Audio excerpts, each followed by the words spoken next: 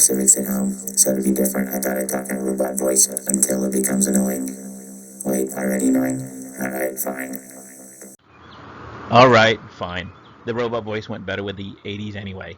So, this week we hit into the Cold War and what happened there.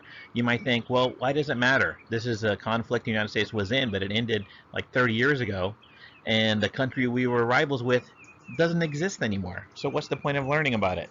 Well, the Cold War shaped our world today. As you'll see as we go through this, the Cold War. So, what was the Cold War?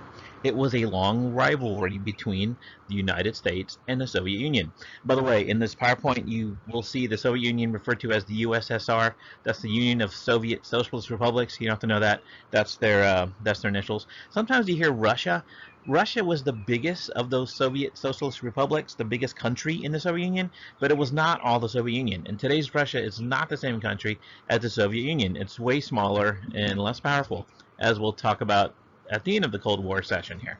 But the United States and the Soviet Union were the two superpowers of the world for a very long time, and they faced off to see who was going to be in charge of things. It's called the Cold War because the shooting never started, but it almost did, as you shall see. So here's some basics about the two countries. First of all, the United States. The United States was a capitalist democracy, still is, which means that people can vote for our leaders, and there's a lot of economic freedom and all kinds of different freedoms. In the Soviet Union, it was not like that at all. They were a communist country, which means the government controlled pretty much everything, not only in the economy, though, because it was a totalitarian country, so they controlled pretty much everything.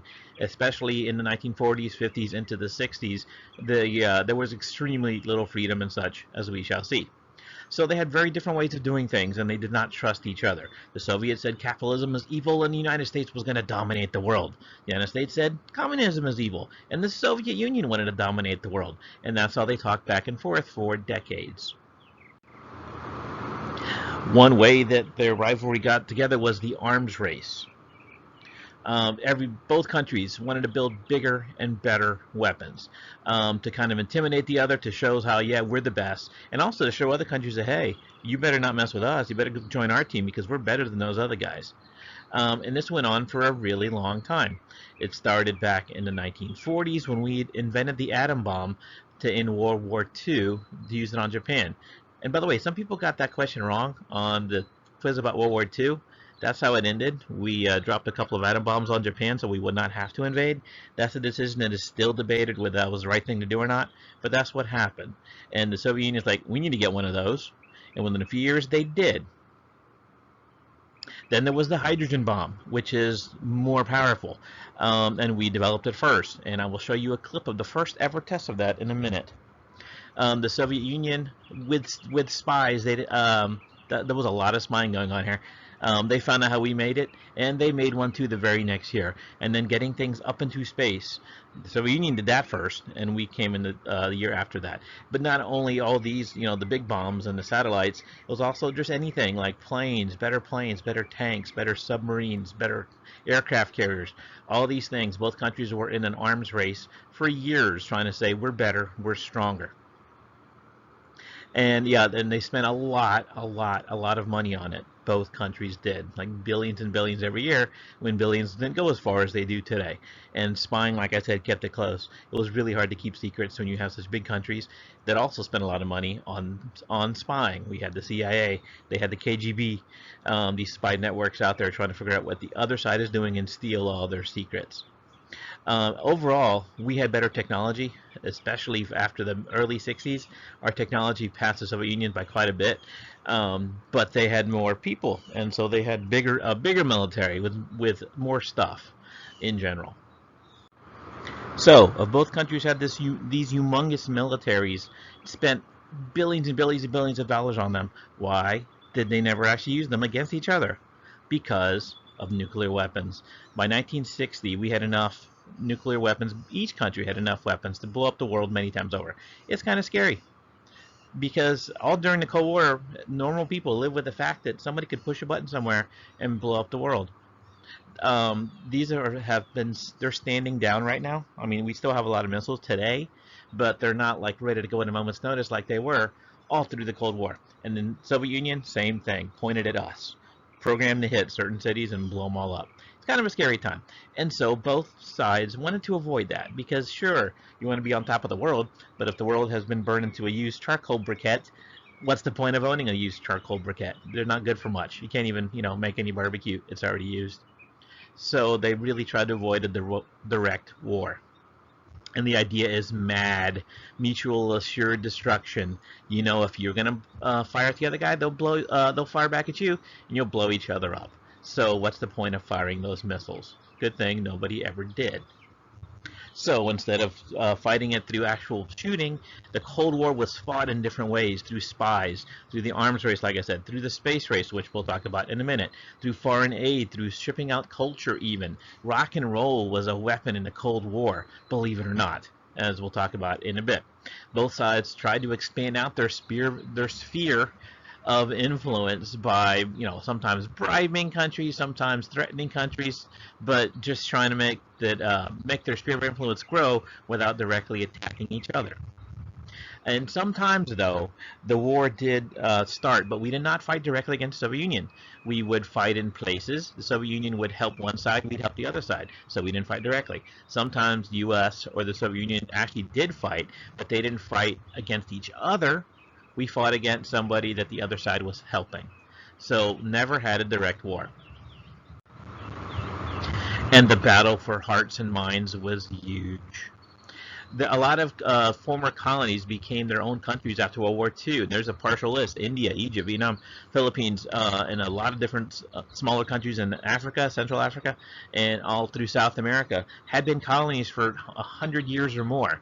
And after World War II, countries like France and England just gave up a lot of their colonies. Really wasn't worth it anymore, and so these places became independent again. Okay, they have all been independent like for thousands of years, but they had been taken over, and now they're free again. So you got the U.S. and Soviet Union both saying, "Hey, now you're a free country. Come join our team." That was what both countries wanted them to do. And so to do that, we would send them money, send them military aid, send them aid to help rebuild the country or build the country. Sometimes we'd send some covert operations to get our people elected, people that liked us. Soviet Union did the same thing. Both sides would say, "Hey, we have better technology. Hey, we put a man on the moon. Hey, we have color television.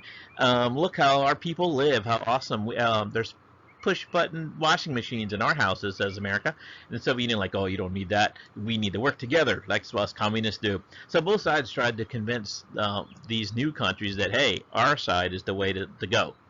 Some of these countries are kind of smart, actually, and would play off the U.S. and USSR, trying to get stuff from both sides and kind of staying a little bit independent. A few countries did that for a while. Egypt did that, India did that, trying to be free agents and not really join each side so much. So where did this Cold War originate? If you remember, the United States and Soviet Union, or the UK, that's the United Kingdom, were all working together to defeat Nazi Germany. And we didn't have a lot in common at all with the Soviet Union. The main thing was we both hated Hitler. So we joined up and went after Hitler. But even before the war ended, there started to be strains, like, not going well, in the relationship between the U.S. and the Soviet Union. It really started with this. The Soviet leader, Joseph Stalin, we'll talk about him in a second more, they made some agreements near the end of the war, how Europe was going to look like after the war was over. And the idea was slowly these countries, including Germany and other countries that had been liberated from the Nazis, the Soviet Union and the United States and Great Britain agreed that we'll help these countries rebuild, and then we'll let them go their way. Let them have elections, let them vote and such. Instead, the Soviet Union did not leave those countries. They stayed there. They kind of replaced the Nazi soldiers with Soviet soldiers and stayed in control of those countries. And after the war, Winston Churchill, the leader of the United Kingdom, Great Britain, he gave a speech where he said it's like an iron curtain has cut Europe in half. On one side you have free peoples, and the other side you don't. And everywhere where the Soviet Union was, that was on the other side of the iron curtain, and people were not free. There is a picture of the conference where they made that agreement to let these countries go after, as soon as possible, really. You got Churchill on the left, Franklin Roosevelt in the middle, and Stalin on the right. And at the time, Roosevelt doesn't look so well. He was actually a sick man at that point. He passed away a couple months later, which didn't help make these agreements happen. So after the United States developed the atomic bomb, that kind of started the arms race, because now the Soviet Union thought, well, they have that super bomb, we better get a super bomb, and so they built one too, and that's how the arms race got going. There's where the Iron Curtain was. You can see everything in dark red. That's the Soviet Union, and you see Russia is just part of it. These other countries are independent now, but they were part of the Soviet Union. The light red, those are called the Eastern Bloc. Those are countries where the Soviet Union took over after World War II, actually during World War II, and they refused to leave. And they stayed there pretty much as that year says until 1989, 1990, but no spoilers. So the Soviet Union was run by a guy named Joseph Stalin, good old Uncle Joe. I would not invite him over for dinner or let him dog sit puppies. He was not a nice guy. People in the Soviet Union during his rule, which is he ruled from the 30s until the early 50s, because there's no elections or anything. He was in charge, and people had very little freedom. It was a true totalitarian country. The thought police were out there. If you said anything bad about him, you would disappear. Millions were killed, sent to prison camps called gulags, just for the hint of disloyalty. People were turning each other in all over the time, family members, friends. It didn't matter. It was a really ugly place to be, especially under Stalin. And he trusted almost nobody. And he actually, even people who helped him get into power and who really were loyal, if he heard somebody say something that maybe that guy said doesn't like something you did, suddenly the person that Stalin thought was disloyal would disappear, and that was that. So people didn't cross Stalin. He was not a really nice guy. An early crisis and symbol in the Cold War came in Berlin. You can see that map there of Germany. After World War II, Germany was split into two big zones. On the west side, that's where the United States and France and England had invaded at the end of World War II, and they were in charge of rebuilding that side. At first in three separate zones, but then they combined them. On the east side, that's where the Soviet Union had invaded, and so they were in charge of helping that side rebuild. The plan was eventually Germany was going to be brought back together, and they could elect their own governments and such. That was not happening. The Soviet Union was refusing to let people on the east side have freedom, and they were basically had replaced Nazi troops with their own.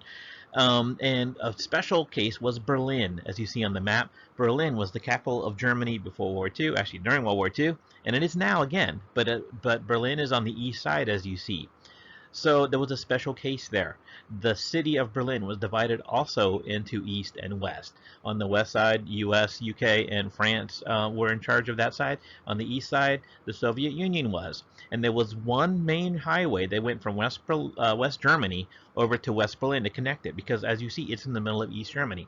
In 1948, the Soviet Union cut off that road, and the idea was they were kind of tired of having the Americans there in the middle of their side of Germany and wanted to starve them out. So they said, no, no deliveries, no, nothing's coming on that road. They cut off all ground transportation to West Berlin. So the United States said, we're not leaving. So they organized a food drop, and so the U.S. and U.K. they flew planes in. At one point, planes were coming in every 30 seconds to an airport in West Berlin, delivering food and medicines and supplies for the people of West Berlin. So they were not cut off. Now the Soviet Union could have shut down the planes, but that would have started World War III. So they didn't. They let the planes come in, and the United States kept this up for literally months, almost a year. In 1949, in May, the Soviet Union finally said, "Fine, you can come in, but we don't like it." And that whole thing that went on for almost a year there really increased the mistrust between the countries, and also made it so the people of West Germany said, "Yeah, we're waiting for the country to be reconnected, and it's not going to happen." So West Germany and East Germany became their own separate countries, and they were like that for quite a while. Berlin became a real symbol of the Cold War in general, though, because where it was, it's a place divided between East and West, and when things got better there much later, it was a symbol of the Cold War ending. But no spoilers. All right, so really quick, Europe was in a complete mess after World War II, and so the United States offered to help everybody rebuild, and it was a win-win because our factories and everything else were all in great shape, and so we gave a lot of foreign aid to Europe, and also sold them a lot of stuff, construction equipment, big machinery, factory, whatever they needed. The United States could sell it to them at a discount price. So it was good for us, and it was good for them. So Western Europe took a lot of that help. Eastern Europe, under the control of the Soviet Union, were not allowed to. And so the plan, it was called the Marshall Plan. That was our Secretary of State at the time who was in charge of doing it. Western Europe recovered a whole lot faster after World War II than Eastern Europe did. Up until the 80s, there were still bombed out sections in East Germany and other places on the eastern side of Europe that the Soviet Union controlled because they couldn't rebuild things nearly as fast as the western side could.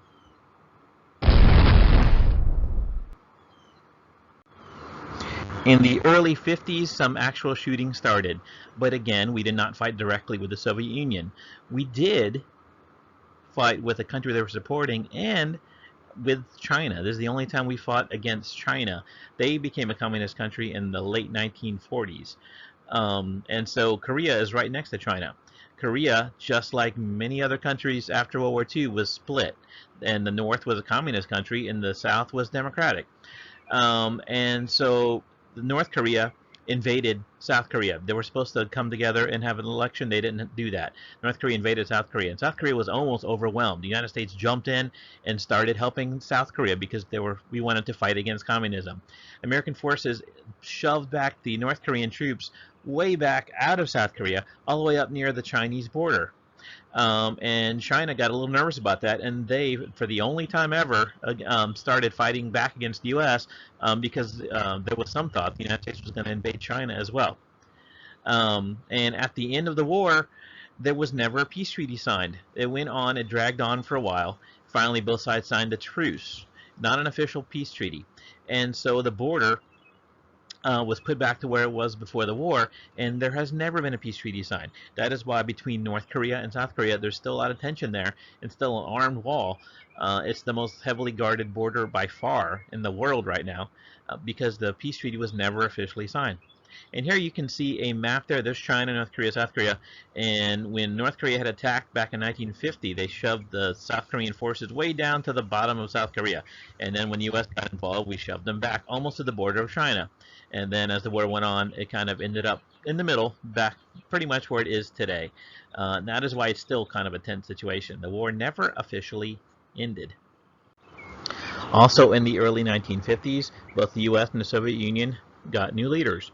Dwight Eisenhower had been a general during World War II. He's the one that led the forces that landed on D-Day and defeated the Germans, at least the Americans and British side. And he was elected president in 1952. Stalin died in 1953. He was never going to quit or be, voted out of office, but he died, and he can't veto that. And Nikita Khrushchev became the new leader. And Khrushchev, he admitted in a secret speech that came out a few years later that, yeah, Stalin was a terrible person, and so we're going to make communism better, give it a human face, he said. But he also said that communism will bury capitalism. So, he didn't give up on all the tough talk altogether. Sputnik. That's the Sputnik beep. In 1957, the Soviet Union launched a satellite. This is part of the arms race and the space race, and it scared the bejesus out of the United States because it was there. That's not a bad word, by the way. It's not. So it was orbiting the Earth, and all it did was beep. We didn't know all it did was beep. We had no idea what it did. All we knew is you could look up at night, and just like today, you can see satellites once in a while at sunset and sunrise. Because the sun reflects off of them, and it was an aluminum ball, so if the conditions were just right, you could look up and see something flying over your head. The Americans were terrified. Is it watching us? Does it have bombs to drop? We had no idea that it was just basically a big metal ball that sent out an electronic beep, and that's all it could do. But they did launch it into space, and it did stay in orbit. That's the first time anybody had ever done that. And so that started the space race, because the United States was like, okay, this is not going to happen again. We can't do that yet. So we can't fall behind the Soviet Union. So we push really hard to get our own stuff into space. And it also made science education a priority. People thought, well, look at that. They must have better engineers. They can get that up there, and our engineers can't do that yet. So American schools have to be better at science. And that's when science really became a thing that you studied in school. Engineering, any kind of hard science there, became a really emphasized by the late 50s.